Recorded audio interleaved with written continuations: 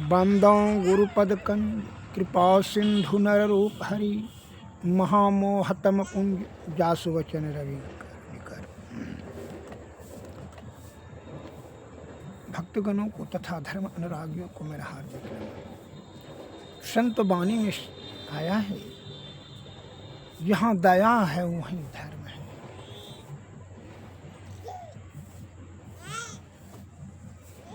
और जहाँ धर्म है वहीं जीत है, सत्य है।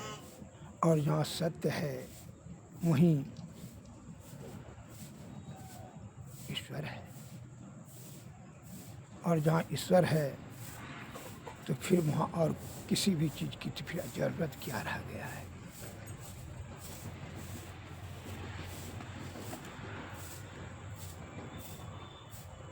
सत्य में बहुत बल होता है और झूठ को तो पैर ही नहीं होता है, वो पैर विहीन होता है। सत्य का ही जीत होता है।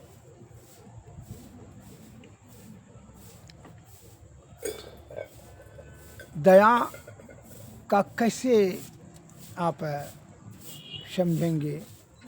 दया से भी परीक्षण किया जाएगा सत्य का। जहाँ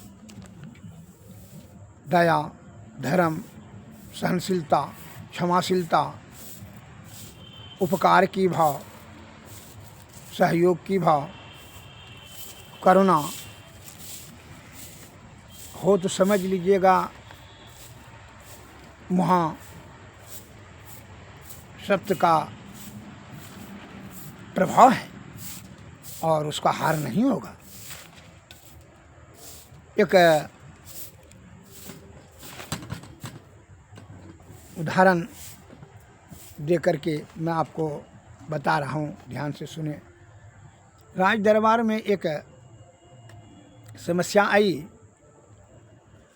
कि एक नवजात शिशु को लेकर के दो औरत आई।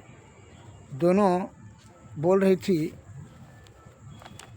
कि यह मेरा पुत्र है, यह मेरा पुत्र है। यही बात को लेकर करके दोनों में बड़ा जोर शोर से युद्ध होता था। और यही समस्या लेकर के राज दरबार में दोनों औरत उपस्थित हुई। गांव वालों ने, सिपाही ने पकड़ करके राज दरबार में लाए दोनों को कि और राजा साहब ने पूछा क्या बात है। तो दोनों औरत बोली, महाराज यह मेरा पुत्र है।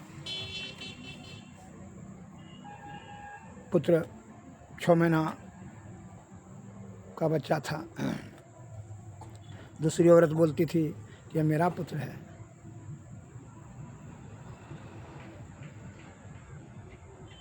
तो राजा साहब ने कहा यह किसका पुत्र है, यह कैसे फैसला किया जाएगा। तो राजा साहब दोनों रो रो करके बोलती थी बड़ा आर्तभाव से। राजा साहब जो है दिमाग जो है वो असंतुलित हो गया कि समझ नहीं पा रहा था कि मतलब जो है किसका पुत्र हम कह दें। तो एक संत प्रवृत्ति के आत्मज्ञानी मंत्री थे राज दरबार में, उनको बुलाया गया। वो आने के साथ उनको कहा राजा साहब ने कि मंत्री जी देखिए तो ये दोनों पुत्र, ये स्त्री ने कहती है कि ये मेरा पुत्र है, मेरा पुत्र। किसका पुत्र है, कैसे कहा है? तो मंत्री साहब ने बड़ा उपेक्षा भाव से दोनों स्त्री की तरफ देख करके कहा, इसमें इतना सोचने और विचारने की राजा साहब क्या जरूरत है? दोनों जब बोलती है कि ये मेरा पुत्र है, मेरा पुत्र है, तो एक काम कीजिए कि दोनों ने एक एक टांग पकड़िए, जो खींच लेगा दोनों ने आधा आधा बांट लिया, हो गया। खींचिए जो जिसका पुत्र होगा, जो अपना ताकत लगाइए। अब जिसका दोनों ने टांग पकड़ लिया, फिर जैसे अब खींचने वाली थी तो एक स्त्री बोली उसमें, जो कि वास्तविक में जिसका पुत्र था, तो वह औरत बोली कि नहीं राजा साहब, इसी का पुत्र है, इसी को दे दीजिए।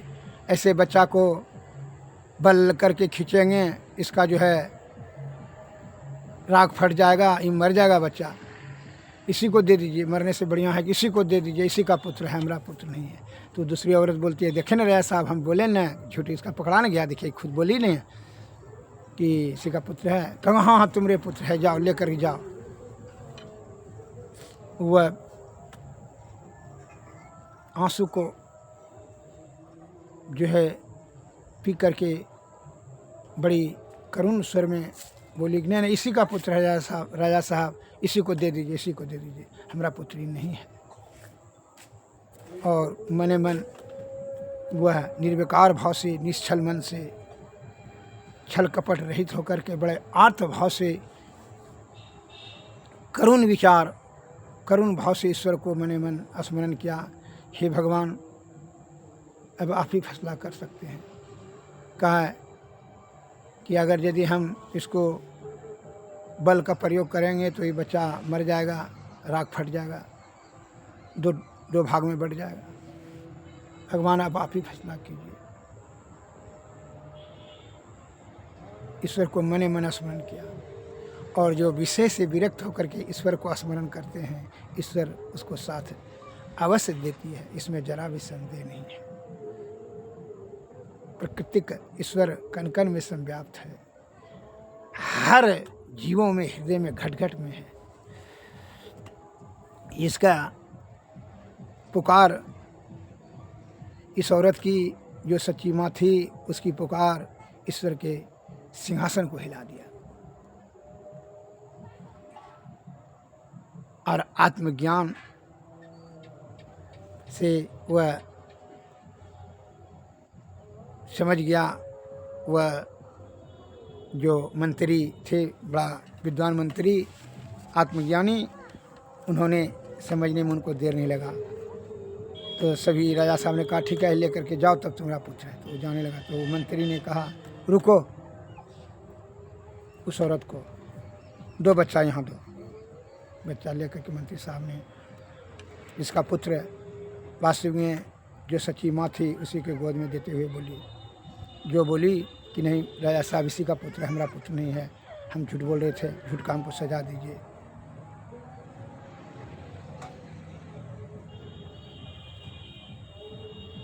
तो उसी को हाथ गोद में दे करके मंत्री साहब ने कहा नहीं, इसी का वास्तविक में पुत्र है।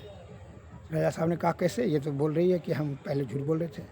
लेकिन नहीं राजा साहब, इसमें दया की भाव है, जहाँ दया है वहीं धर्म है, और जहाँ धर्म है वहीं ईश्वर है। आत्मज्ञान से स्पष्ट नजर आ रहा है यह अभी बच्चे का प्राण का रक्षा के लिए झूठ बोल रही है, अपने आप को दंड सहने के लिए तैयार है, लेकिन बच्चा का अनिष्ट या अशुभ नहीं चाहती है। अतः यह दयावान स्त्री है। यह बच्चा के प्रति अपार श्रद्धा और स्नेह, प्रगाढ़ प्रेम, ममत्व का भाव, ममता कूट कूट उसमें भरी हुई है। असली माता यही है, ये तो नकली है। पकड़ लिया जाए इसको, उसको पकड़ लिया, कहा इसको जेल कर दिया जाए। सही सही बताओ। जल्लाद को बुलाया, बोलो इसको जो है कि जा करके उसको कबूलवा। जब जल्लाद ने 10 से कोड़ा मारा तो सब कि हम जो है निपुत्र हैं, फलने गांव का जो है ना, इसी के टेवा में थे, और इसलिए इसको षड्यंत्र कर करके हम इसको अपने छल कपट बुद्धि से अपना पुत्र बनाना चाह रहे थे। उसको जो है साल भर का राजा साहब ने जेल दिया, और इसको पुत्र दे कर करके कुछ इनाम दे करके विदा किया। सत्य सामने आ गया इसलिए आप जो सोच रहे हैं कि झूठ का जीत होगा, ये आपका केवल भ्रम है, केवल भ्रम। वह जीत नहीं हो रहा है, बल्कि वह हार हो रहा है। झूठ कभी जीतता नहीं है, क्षण भर के लिए लगता है। उसी प्रकार कृत्रिम बनावटी विषय के अंतर्गत में जो भी आप सुख प्राप्त करते हैं, वही दुख का कारण हो जाता है। आप संदेह सुंदर स्त्री में सुख मिलेगा, सुंदर स्त्री में सुख नहीं मिलेगा। अगर यदि उसका अपनी सुंदरता पर घमंड होकर के नियत खराब हो जाए, तो आपका मौत का कारण वह बन जाएगी। अत्यंत धन जमा कर लेंगे छल कपट परपंच बेईमानी शैतानी से, तो वह अगर यदि बुद्धि ज्ञान नहीं रहेगा आपको, तो वही धन के कारण से भी आपका मौत हो जाएगा। अभी से सुनते हैं कि भाई नशा सेवन करेंगे तो आनंद में मस्ती में रहेंगे, मस्ती में रहेगा, आपका आयु कम हो जाएगा और नाना प्रकार का रोग में दलदल में फंस जाएंगे और यथाशीघ्र ही आपकी दुर्गति निश्चित हो जाएगी।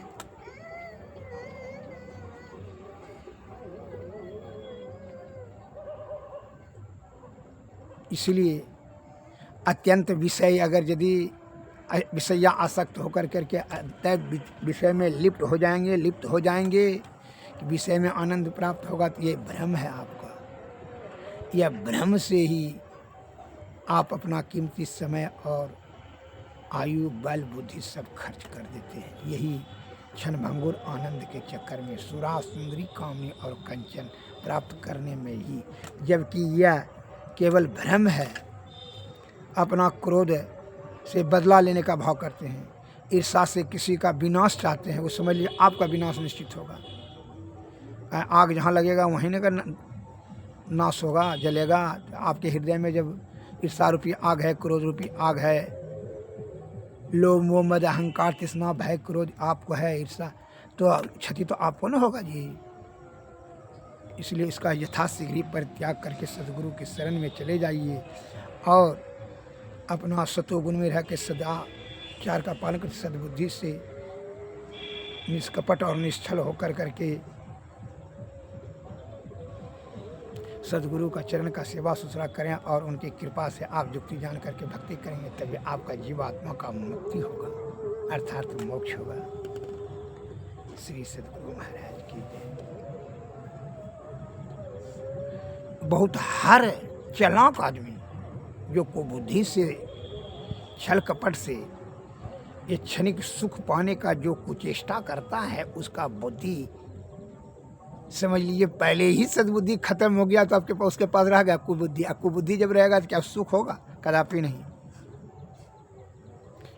दो महिला ने झंझट, दो सज्जन ने झंझट करने लगा कि नहीं ये गाय मेरी है, धेनु गाय थी, 15 किलो 16 किलो दूध देती थी। और एक सज्जन ने कहा यह मेरी गाय है, मेरी गाय। दोनों में झगड़ा हो गया। झगड़ा में सिपाही ने पकड़ कर राजा के सामने पेश किया। राजा साहब ने कहा कि किसका गाय है? तो उसने कहा मेरा गाय है। उसको कहता था कि मेरा गाय है, हम हटिया में खरीदे हैं। बोलता था कि हम जो है बाज़ार में हम जो है अपने बेचने के लिए हटिया गए थे, नहीं बिका इसलिए लेते आ रहे हैं। एवं प्रकार से दोनों में कलह का समाधान नहीं हो पा रहा था।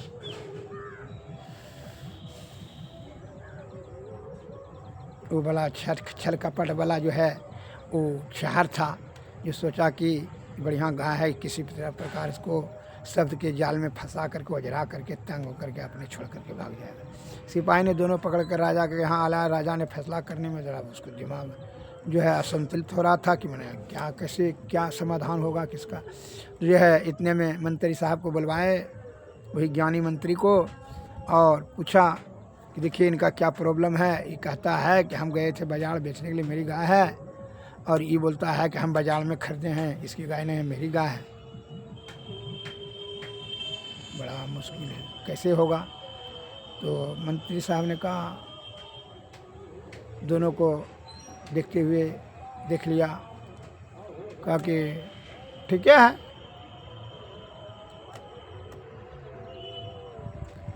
अच्छा, ये बात का तो फैसला अभी ज़रूरी काम है, अभी दूसरे समस्याओं का समाधान किया जाएगा। आप लोगों का फैसला 1 सप्ताह के बाद किया जाएगा। सिपाही को कहा गैया को जो ले लिया करके वहाँ गौशाला में जोड़ दीजिए और ये दोनों को जो है अतिथि गृह में रख दीजिए।